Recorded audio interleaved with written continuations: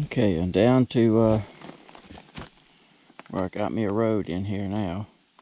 Back my trailer in. Really none of this is good. Some of these 2x4s I might be able to save just for prosperity's sake, so to speak. You got 1, 2, 3. That one's no good. 4. There might be another one or two underneath on the back side. I got all that tin left to take down. I've taken 1,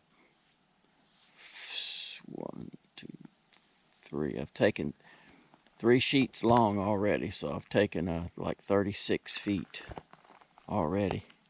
1, 2, 3. Yeah, 36 feet already. I got that left, and there's some. That's old oil field tin there. That's what we call oil field tin. It's got a lot of lead in it. It'll last. Whew, that stuff will last forever. Get these back in here. Get these. I drug a bunch of them out on the road.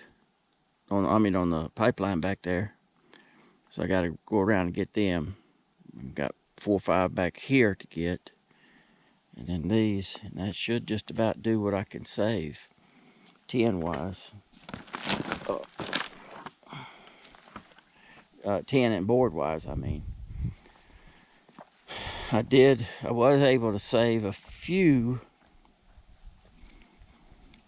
of, you'd have to call them the floor joists, those square ones. It was just a few. See like that one right there. I mean, I might get 6 feet on maybe 5 or 6 of them, and that's good.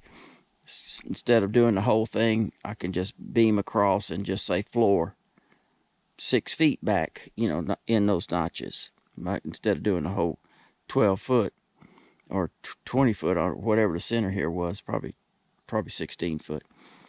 Instead of doing that, I could just take that one and that one, stand them up, and just do a short distance. That'd be plenty good. Because it's not going back like it was. There's just not enough here. Don't take termites and weather long to reclaim stuff.